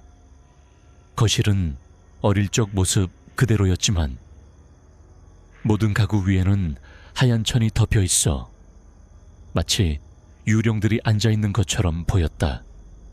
그가 거실 중앙을 지날 때 할아버지가 아끼던 육중한 위스키 디켄터가 공중으로 떠오르더니 그의 머리를 향해 날아왔다. 그는 반사적으로 몸을 숙여 피했다. 디켄터는 그의 등 뒤 벽에 부딪혀 산산조각이 났다. 방 안에는 독한 위스키 냄새가 진동했다. 주는 거친 숨을 몰아쉬었다. 할아버지의 영혼은 그를 죽일 생각이었다. 그는 이곳에서 살아나가기 위해 싸워야만 했다. 그는 더 이상 과거의 겁에 질린 어린아이가 아니었다. 할아버지의 폭력적인 공격 속에서 주는 또 다른 존재의 기척을 느끼기 시작했다. 그것은 할아버지 것과는 전혀 다른 조용하고 슬픔에 잠긴 존재감이었다. 그는 거실 한 구석, 아버지가 그림을 그리던 이젤 근처에서 희미한 유화물감 냄새를 맡을 수 있었다. 그리고 깨진 창문으로 들어오는 달빛 속에서 아버지와 닮은 희미한 남자의 형상이 나타났다가 사라지는 것을 보았다. 그의 아버지는 할아버지와는 정반대의 사람이었다. 그는 부드럽고 예술적인 영혼을 가진 사람이었지만 강압적인 할아버지 밑에서 평생을 불행하게 살았다. 그는 준에게 유일한 안식처였지만 어느 날 갑자기 심장마비로 세상을 떠났다. 적어도 준은 그렇게 알고 있었다. 아버지의 영혼은 그를 해치려는 것 같지 않았다. 오히려 무언가를 알려주려는 듯 슬픈 눈으로 그를 바라보고 있었다. 준은 혼란스러웠다. 이 집에는 두 개의 영혼이 존재했다. 그를 내쫓으려는 분노에 찬 할아버지의 영혼과 그를 이끌려는 듯한 슬픔에 잠긴 아버지의 영혼. 그는 자신이 찾아야 할 서류가 할아버지의 서재에 있는 금고 안에 있다는 것을 알고 있었다. 그는 중앙 계단을 통해 2층으로 올라가야만 했다. 그가 계단 쪽으로 발걸음을 옮기자 할아버지의 공격은 더욱 거세졌다. 계단 위의 샹들리에가 미친 듯이 흔들리며 유리 조각들을 쏟아냈고 계단의 낡은 난간이 스스로 부서져 내렸다. 할아버지의 영혼은 그가 자신의 가장 신성한 공간인 2층으로 올라오는 것을 막기 위해 모든 힘을 다하고 있었다. 주는 필사적으로 장애물들을 피해 계단 아래에 도착했다. 그가 첫 번째 계단에 발을 올리려는 순간이었다. 계단의 위, 2층으로 이어지는 어둠 속에서 거대한 그림자가 형태를 갖추기 시작했다. 그것은 살아생전 할아버지의 모습과 똑 닮은, 하지만 훨씬 더 거대하고 위압적인 형상이었다. 그림자는 2개의 붉은 눈으로 그를 내려다보고 있었다. 그림자의 입에서 인간의 것이라고는 할 수 없는 끔찍한 포효가 터져 나왔다. 그것은 단순한 소리가 아니었다. 순수한 증오와 지배욕이 담긴 정신적인 충격파가 되어 준의 영혼을 강타했다. 그의 머릿속에 어린 시절의 끔찍한 기억들이 되살아났다. 할아버지의 서재에 불려가 회초리로 맞았던 기억, 아버지와 함께 울었던 기억, 그리고 이 집에서 항상 느꼈던 지독한 외로움. 주는 정신적인 공격에 무릎을 꿇고 말았다. 그의 저항 의지는 산산조각 나고 있었다. 그는 지금이라도 당장 이 저주받은 집에서 도망치고 싶었다. 하지만 그가 고개를 들었을 때 그는 계단의 중턱에서 자신을 바라보고 있는 아버지의 희미한 형상을 보았다. 아버지의 영혼은 아무 말도 하지 않았지만 그의 눈빛은 아들에게 포기하지 말라고, 진실을 찾아달라고 간절하게 호소하고 있었다. 아버지의 슬픈 눈빛은 준에 무너져 내리던 의지를 붙잡는 마지막 밧줄이 되어 주었다. 그는 더 이상 이 집의 어린아이가 아니었다. 그는 수많은 폐허를 탐험하며 죽음의 문턱을 넘어본 생존자였다. 그는 할아버지의 그림자가 심어놓은 공포를 떨쳐내려 애쓰며 비틀거리는 다리에 힘을 주어 다시 일어섰다. 그는 자신을 짓누르는 정신적인 압박감을 향해 소리쳤다. 나는 더 이상 당신을 두려워하지 않아요. 할아버지, 그의 외침은 공허한 메아리가 되어 돌아왔다. 할아버지의 거대한 그림자는 그의 저항을 비웃듯 더욱 거세게 그를 짓눌렀다. 하지만 바로 그 순간 계단의 중턱에 서 있던 아버지의 형상이 천천히 손을 들어 한쪽 벽을 가리켰다. 그곳은 어릴 적 아버지와 함께 숨바꼭질을 하며 숨었던 낡은 벽난로가 있는 곳이었다. 주는 아버지의 의도를 즉시 이해했다. 그곳에 길이 있었다. 주는 할아버지의 영혼을 정면으로 돌파하는 대신 몸을 날려 계단 아래의 벽난로 쪽으로 향했다. 그가 벽난로에 가까워지자 낡은 벽돌의 일부가 스르륵 안으로 밀려 들어가며 한 사람이 겨우 지나갈 수 있는 좁고 어두운 통로를 드러냈다. 그것은 하인들이 사용했던 오래된 비밀 통로였다. 그는 이 집의 설계도를 연구할 때도 발견하지 못했던 오직 가족만이 아는 길이었다. 그는 망설임 없이 어둠 속으로 몸을 던졌다. 그가 통로 안으로 사라지자마자 입구는 다시 굳게 닫혔다. 할아버지의 분노에 찬 포효가 벽 너머에서 희미하게 들려왔다. 비밀 통로 내부는 칠흑 같은 어둠과 거미줄로 가득했다. 주는 주머니에서 작은 손전등을 꺼내 들었다. 희미한 불빛이 좁고 가파른 계단을 비췄다. 이 길은 분명 2층의 어딘가로 연결되어 있을 터였다. 그가 계단을 오르는 동안 그의 머릿속으로 잊고 있었던 아버지와의 기억이 파도처럼 밀려왔다. 어릴 적 그는 할아버지에게 심하게 혼난 날이면 항상 이 비밀 통로로 도망쳐 들어와 혼자 울곤 했다. 그러면 아버지는 항상 그를 찾아내 아무 말 없이 그의 등을 토닥여 주었다. 그리고는 준아, 가장 어두운 길은 때로는 가장 안전한 길이 될 수도 있단다 라고 속삭여 주곤 했다. 아버지는 이미 오래전부터 아들에게 생존하는 법을 가르쳐주고 있었던 것이다. 계단의 끝에 다다르자 작은 나무 문이 나타났다. 준은 조심스럽게 문을 열었다. 문은 2층 복도. 할아버지의 서재와는 정반대편에 있는 낡은 창고 안으로 연결되어 있었다. 그는 마침내 할아버지의 직접적인 감시를 피해 2층으로 올라오는데 성공했다. 그는 창고 문을 열고 복도로 나섰다. 복도는 이상할 정도로 조용했다. 하지만 그 고요함은 폭풍 전야와도 같았다. 그가 서재를 향해 첫걸음을 내딛는 순간 복도 전체가 살아있는 생물처럼 요동치기 시작했다. 복도 양옆의 가족 사진들이 일제히 바닥으로 떨어져 유리가 깨지는 소음이 울려 퍼졌고 천장의 샹들리에가 다시 한번 미친 듯이 흔들렸다. 할아버지의 영혼은 그가 2층으로 올라왔다는 사실을 알아차린 것이다. 준은 멈추지 않고 서재를 향해 달려갔다.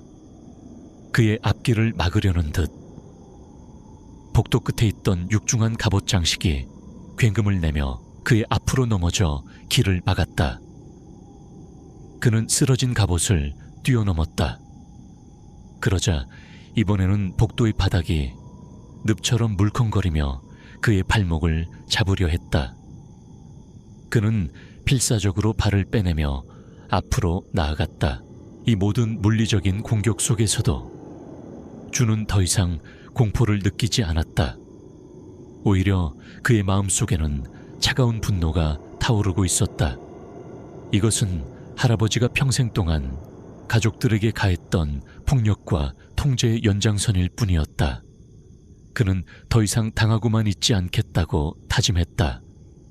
그는 이 지긋지긋한 족쇄를 자신의 손으로 끊어내야만 했다. 마침내 그는 할아버지의 서재문 앞에 도착했다. 떡갈나무로 만들어진 육중한 문은 굳게 닫혀 있었다. 하지만 문에는 어떤 자물쇠도 없었다. 그는 문 손잡이를 잡고 돌려보았지만 문은 마치 벽의 일부인 것처럼 꼼짝도 하지 않았다. 그것은 물리적인 힘으로 잠겨있는 것이 아니었다. 할아버지의 강력한 원념이 문을 봉인하고 있는 것이다. 준은 문을 향해 소리쳤다. 이제 그만하세요. 할아버지, 당신의 시대는 끝났어요. 그의 외침에 서재 안쪽에서 조롱 섞인 웃음소리가 들려왔다. 그는 이 봉인을 힘으로 뚫을 수 없다는 것을 깨달았다. 그렇다면 다른 방법이 필요했다. 할아버지의 힘이 분노와 지배라면 그것에 대항할 수 있는 힘은 무엇일까? 그는 다시 아버지의 영혼을 떠올렸다. 아버지는 항상 사랑과 이해를 말했다.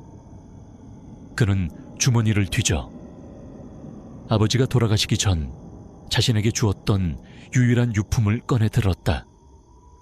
그것은 작고 낡은 만년필이었다. 아버지는 준에게 그 펜을 주며 말했다. 이 펜으로 세상을 지배하는 계약서가 아니라 사람의 마음을 움직이는 글을 쓰렴. 준은 그 만년필을 굳게 쥐고 서재의 문에 새겨진 윤씨, 가문의 복잡한 문양 위에 가져다 댔다. 그는 눈을 감고 아버지와의 가장 행복했던 기억을 떠올렸다. 아버지와 함께 그림을 그리던 기억, 함께 책을 읽던 기억, 그리고 할아버지에게 혼난 자신을 위로해주던 아버지의 따뜻한 품. 그의 마음속에서 따뜻한 에너지가 솟아나 만년필 끝으로 모여들었다. 그가 만년필로 문을 두드리자 기적이 일어났다. 문을 감싸고 있던 차갑고 어두운 기운이 만년필의 따뜻한 빛 앞에서 서서히 물러나기 시작했다.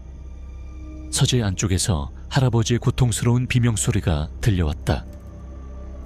마침내 수십 년간 닫혀있던 육중한 떡갈나무 문이 삐걱거리는 소리를 내며 아주 천천히 저절로 열리기 시작했다.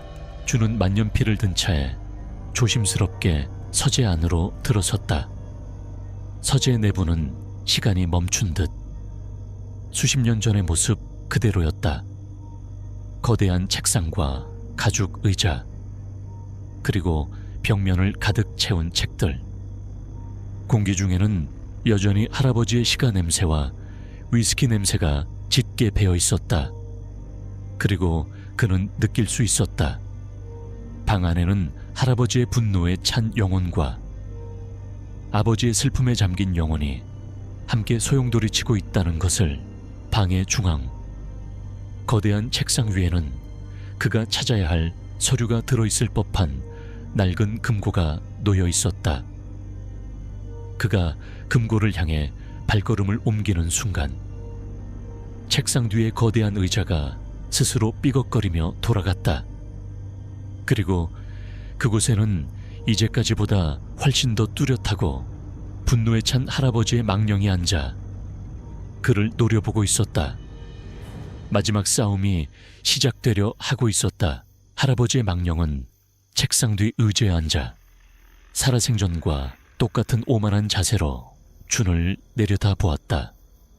그의 형체는 이전보다 훨씬 더 뚜렷했고 그가 뿜어내는 증오의 기운은 방 안의 공기를 얼어붙게 만들었다. 그는 준의 마음속 가장 깊은 곳에 숨겨진 공포와 불안감을 끄집어내 그것으로 그를 정신적으로 무너뜨리려 했다.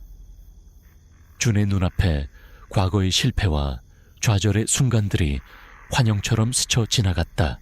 준은 머리를 감싸 쥐며 비명을 질렀다. 할아버지의 공격은 물리적인 위협보다 훨씬 더 고통스러웠다. 바로 그 순간 아버지의 희미한 영혼이 준과 할아버지의 망령 사이에 나타났다. 그는 할아버지와 싸우지 않았다. 그는 그저 슬픔에 잠긴 얼굴로 아들을 바라보며 자신의 몸으로 할아버지가 뿜어내는 증오의 파동을 막아서고 있었다. 아버지의 존재는 폭풍 속의 등대처럼 준의 의식이 암흑 속으로 침몰하는 것을 막아주었다. 아버지의 영혼은 천천히 손을 들어 할아버지의 거대한 책상이 아닌 방구석에 놓인 작고 낡은 책상을 가리켰다. 그곳은 어릴 적 아버지가 사용하던 작은 책상이었다. 준은 그 순간 모든 것을 깨달았다. 할아버지가 그토록 필사적으로 서재를 지키려 했던 이유는 금꽃 때문이 아니었다. 그의 모든 분노와 위협은 사실 방구석에 있는 아버지의 책상에서 준의 시선을 돌리기 위한 거대한 연극이었던 것이다. 준은 더 이상 할아버지의 망령을 상대하지 않았다. 그는 아버지의 영혼이 만들어준 길을 따라 방구석의 작은 책상으로 달려갔다. 할아버지의 망령은 자신의 비밀이 탄로 났다는 것을 깨닫고 경악에 찬 포효를 내질렀다. 그는 준에게 달려들려 했지만 아버지의 영혼이 그의 앞을 가로막고 필사적으로 시간을 벌어주었다.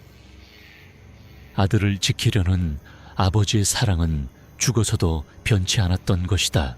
준은 아버지의 책상 앞에 서서 서랍을 열었다. 그 안에는 낡은 먼지 외에는 아무것도 없는 듯했다. 하지만 그는 포기하지 않았다. 그는 어릴 적 아버지가 알려주었던 비밀 공간을 기억해냈다.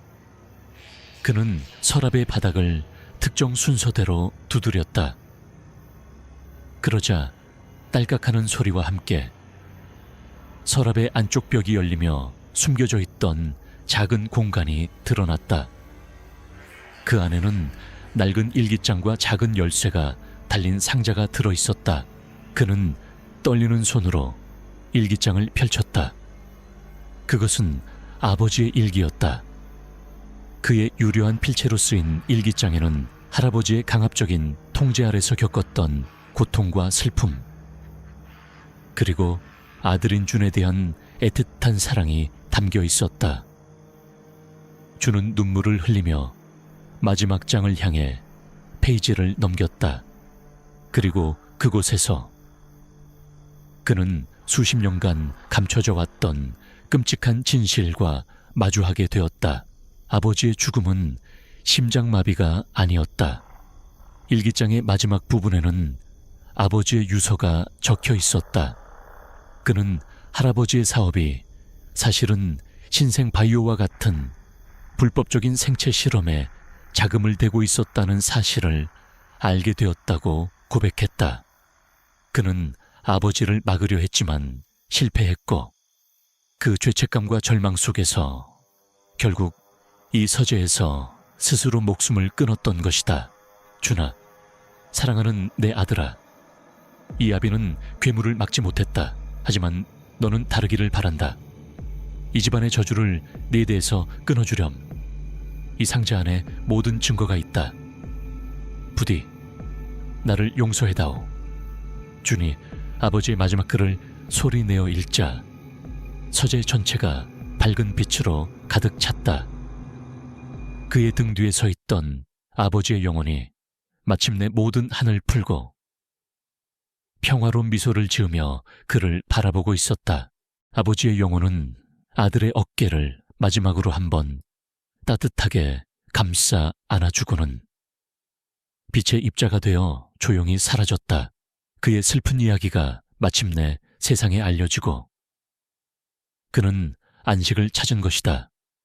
아버지의 영혼이 사라지자 그를 막고 있던 힘도 함께 사라졌다. 할아버지의 망령은 이제 분노와 증오의 마지막 발악을 하며 준에게 달려들었다. 하지만 그의 힘의 원천이었던 숨겨진 비밀과 가족의 공포는 이제 사라지고 없었다. 그의 악인은 더 이상 발붙일 곳을 잃어버린 것이다. 그의 거대했던 형체는 텅 빈 껍데기처럼 급격하게 쪼그라들기 시작했다. 그는 고통스러운 비명을 지르며 검은 연기가 되어 서재의 창문 틈으로 빨려 나가듯 사라져 버렸다. 수십 년간 이 집을 지배했던 악인은 그렇게 허무하게 소멸했다. 모든 것이 끝나자 저택을 짓누르던 모든 압박감과 냉기가 거짓말처럼 사라졌다. 서재 안에는 고요한 침묵과 함께 깨진 창문으로 들어오는 새벽의 신선한 공기가 가득했다. 준은 아버지의 일기장과 증거가 담긴 상자를 든 채 그 자리에 한참을 서 있었다. 그는 진실을 찾았지만 그 대가는 너무나도 컸다. 며칠 후 윤씨 가문과 관련된 추악한 비리들이 언론을 통해 세상에 폭로되었다. 준이 익명으로 제보한 증거들이었다. 한때 대한민국을 움직였던 거대한 제국의 신화는 그렇게 하루아침에 무너져 내렸다. 준은 상속받은 모든 재산을 사회에 환원하고 저주받은 그 저택은 불도저에 의해 철거되었다. 그는 마침내 자신의 손으로 가문의 저주를 끊어낸 것이다. 준 S씨의 이야기는, 아니 준영 씨의 이야기는 여기서 끝납니다. 그는 자신의 과거를 바로잡은 뒤 다시 평범한 도시 탐험가 이준으로 돌아와 지금도 어디선가 잊혀진 장소들의 목소리에 귀를 기울이고 있다고 합니다. 오늘 밤 우리는 폐허 속에 남겨진 3가지 메아리를 들었습니다. 버려진 아이들의 슬픈 자장가, 잠들지 않는 파수꾼의 굳건한 발소리, 그리고 한 가족의 비극이 담긴 마지막 고백까지. 이 이야기들은 우리에게 말해줍니다. 버려진 장소들은 결코 텅 비어 있지 않다는 것을, 그곳에는 잊혀진 사람들의 진실이, 우리가 외면했던 과거의 상처가 여전히 살아 숨쉬고 있습니다. 어쩌면 폐허를 탐험하는 것은 우리 자신의 마음속에 있는 잊혀진 방을 탐험하는 것과 같은 일일지도 모릅니다. 가장 무서운 벽은 돌로 만들어진 벽이 아니라 우리 자신의 마음속에 세워진 벽일지도 모릅니다. 편안한 밤 되세요. 내일 다시 뵙겠습니다.